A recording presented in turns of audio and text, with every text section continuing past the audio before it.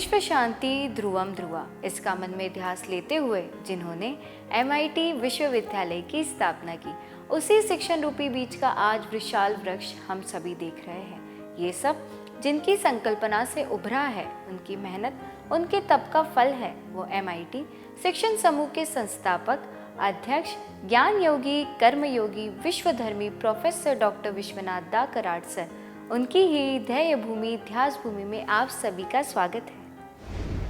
मुझे ऐसा लगता है कि जैसे मैंने कहा था कि अर्जुन का विषाद रोकने के लिए विषाद के जगह पे सांत्वना आ सकती है या तो जिज्ञासा आ सकती है। तो सांख्य योग के माध्यम से भगवान श्री कृष्ण जी ने अर्जुन के मन में जिज्ञासा पैदा की।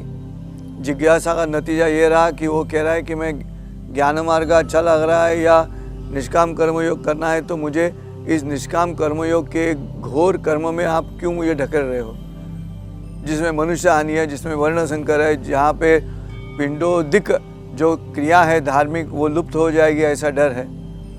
तो ये जो घोर कर्म आप मुझसे करवा ले रहे हो, तो एक बार कहते हो वो ज्ञान मार्ग अच्छा है, दूसरी बार कहते हो ये निष्काम कर्मयोग अच्छा है। एक निश्चित क्या है वो मुझे बताइएगा, क्योंकि ये संभ्रम है। और पहला मकसद जो था भगवान श्री कृष्ण का कि अर्जुन का विषाद बंद हो जाए, तो विषाद बंद हो गया। उसके बाद में वो आ गए जिज्ञासा में वापस संभ्रम तैयार कर दिया गया कि ज्ञान मार्ग भी अच्छा है और निष्काम कर्मयोग भी अच्छा है। फिर उसमें जिज्ञासा से जो संभ्रम तैयार हुआ है उसमें अर्जुन पूछता है कि इनमें से अच्छा कौन है। मुझे तो ज्ञान मार्ग अच्छा लग रहा है, क्योंकि इस निष्काम कर्मयोग में मुझे मेरे रिश्तेदारों को खत्म करना है, तो ये घोर कर्म है। भगवान श्री कृष्ण यशस्वी हो गए। जो पहला हिस्सा है अर्जुन को कर्म की तरफ ले जाने का, उस मार्ग पे शिक्षक के तौर पे भगवान श्री कृष्ण बिल्कुल यशस्वी हो गए कि उन्हें ऐसी स्थिति में लाके रखा है जहाँ से विषाद अब वापस नहीं आएगा। जैसे अंग्रेजी में मजाक में कहते हैं लोग, अंग्रेजी में जब कहा जाता है कि if you cannot convince confuse, वैसे यहाँ पे अर्जुन को ज्ञानी अर्जुन बनाने के लिए कन्फ्यूजन तैयार किया है।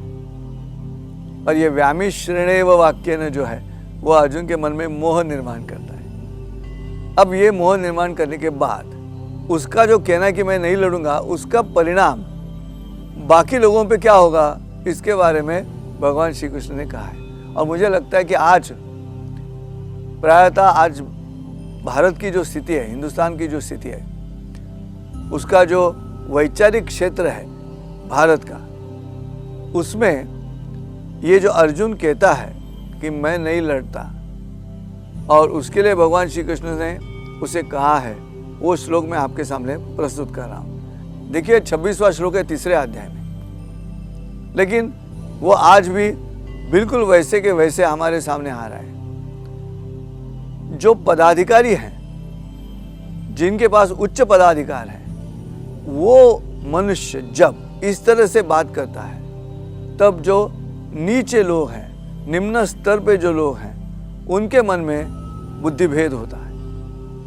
आज हमारे देश में भले वो धर्म क्षेत्र हो, भले वो राजनीति का कुरुक्षेत्र हो, जो इंटेलेक्चुअल्स हैं हमारे, जो बुद्धिवादी लोग हैं, जो ज्ञानी लोग हैं, जिनके मन में वो अर्जुन की पहली स्थिति है कि मैं कर्म नहीं करूँगा, मैं सिर्फ ज्ञान से माध्यम से बुद्धि भ्रम तैयार करते रहूँगा।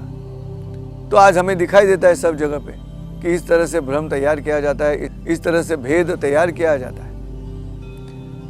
अब यही श्लोक के बारे में मैंने कुछ एपिसोड पहले बात की थी, लेकिन अब भगवद गीता क्रम से हम आपके सामने प्रस्तुत करें तो स्वाभाविक है ये श्लोक मैं दोहरा रहा हूँ आपके सामने। और वो श्लोक है, न बुद्धि भेदम जनयत अज्ञानाम सर्वसंगिणा जोषयत सर्वकर्माणि विद्वान युक्त समाचार। अर्जुन के मन में ज्ञान योग है या निष्काम कर्म योग है, इसके बारे में विवेचन चल रहा है, उसकी मीमांसा चल रही है।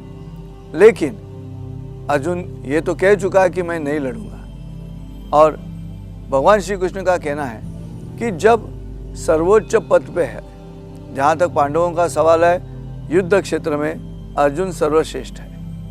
और अर्जुन सर्वश्रेष्ठ है इसलिए उसके रथ का सारथी भगवान श्री कृष्ण है। ऐसे नहीं हुआ कि 5 पांडव है, उनमें से बाकी जो पांडव है उसमें युधिष्ठिर है, भीम है, लेकिन उनके रथ का सारथी भगवान श्री कृष्ण नहीं बना। वो इसलिए कि क्षत्रियत्व का जो पूर्णार्थ है वो अर्जुन के पास है, और सिर्फ अगर मन में संभ्रम है तो उसे दूर करने के लिए ऐसी व्यक्ति वहाँ सारथी बनकर होनी चाहिए जो मार्गदर्शक है, जो ज्ञानी है, और जैसे मैंने कहा था कि अनुभवाधिष्ठित है।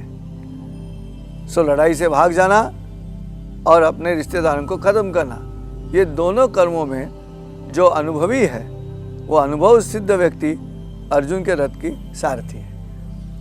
और इसलिए अब भगवान श्री कृष्ण अर्जुन से कह रहे हैं कि इससे क्या होगा, क्योंकि वो भी अनुभव होगा भगवान श्री कृष्ण के पास, क्योंकि जरासंध के साथ युद्ध के समय जब भगवान श्री कृष्ण भाग गए तो भगवान श्री कृष्ण के जो सैन्य है, भगवान श्री कृष्ण के जो निम्न स्तर पदाधिकारी है, उनके मन में बुद्धिभेद होगा कि अरे ये हमारा राजा ही भाग कर जा रहा है। तो स्वाभाविक है उनको पता नहीं कि अब क्या करना होगा, क्योंकि निर्णय देने के लिए कोई नहीं है। उस स्थिति को कहा गया है निर्णायक। उस लड़ाई का जो नायक है वो भगवान श्री कृष्ण ही अगर भाग गया तो नीचे जो लोग हैं उनका नायक कौन बनेगा? निर्णायक स्थिति आने के लिए वहां पे राजा चाहिए, वो नहीं है। और इसलिए वो भी अनुभव भगवान श्री कृष्ण के पास है। इसलिए इस श्लोक का जन्म हुआ है कि अर्जुन तुम ये कहकर क्या कर रहे हो, तुम बुद्धिभेद कर रहे हो। किनका बुद्धिभेद हो रहा है? जो सामान्य सैनिक है उसका बुद्धिभेद हो रहा है। उनका बुद्धिभेद क्यों हो रहा है? क्योंकि वो लड़ने के लिए आए हैं, वो उनका कर्तव्य करने के लिए आए हैं। उनका कर्तव्य क्या है? लड़ना। अपने राजा जो है, सेनापति जो है, उनके मार्गदर्शन में हमें लड़ना है, भले मर जाएं लेकिन हमें लड़ना है। अब ये जो लड़ना है वो कर्तव्य करने के लिए ये आम सैनिक वहाँ पे मौजूद है। अब अगर राजा कहेगा कि मैं नहीं लड़ता हूँ तो उनके मन में भेद तैयार होगा। इसलिए इस श्लोक में भगवान श्री कृष्ण जी ने कहा है कि न बुद्धि भेदम जनयत अज्ञानाम सर्वसंज्ञा। ये कर रहे वो तुम्हारा अज्ञान है, ये पाखंडी विचार है। क्या है पाखंडी विचार? अर्जुन को लड़ना नहीं है, इसलिए अर्जुन तत्वज्ञान का सहारा लेके सामने प्रस्तुत हो रहा है। पारिवारिक मोह है और इसलिए अर्जुन की बुद्धि उस तरह से अपना डिफेंस तैयार करती है। मैं जो करना चाहता हूँ वो क्यों करना चाहता हूँ, इसके पीछे जो कारण है उन कारणों में ये आधार लिया जाता है शास्त्रों का। इसलिए मैंने आज के एपिसोड में शुरुआत में कहा कि जो शास्त्र निर्माण होते हैं उस शास्त्रों में जो दो हेतु हैं, उसमें एक है शाश्वत मुक्ति मिलने का मार्ग और दूसरा भौतिक जीवन में जब आप जी रहे हो आचरण संहिता क्या होनी चाहिए जिससे आपके जीवन में सुविधा निर्माण हो। लेकिन जब सुविधा के मोह में आम आदमी अटक जाता है, तब अगर उसे पूछा गया कि ऐसे क्यों कर रहे हो, तो वो उस शाश्वत चिरंतन जो ज्ञान है उसका आधार लेके अपने भौतिक मार्ग पे जो कृत्य है उसके बारे में बात करता है। और इसलिए महर्षि व्यास जी ने बहुत होशियारी से महाभारत का वर्णन करते वक्त भगवत गीता का अस्तित्व अलग रखा है, क्योंकि वो तत्वज्ञान अलग ही है। तो मैं आशा करती हूँ इस भाग से मिली हुई सीख आप अपने जीवन में अवश्य अमल करेंगे। ऐसे ही देखते रहिए विश्व शांति संवादमाला, एक कदम विश्व शांति की ओर। नमस्कार।